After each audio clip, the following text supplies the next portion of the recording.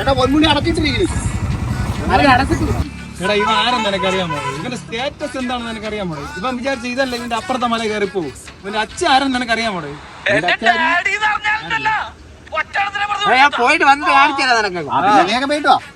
ചെല്ല്.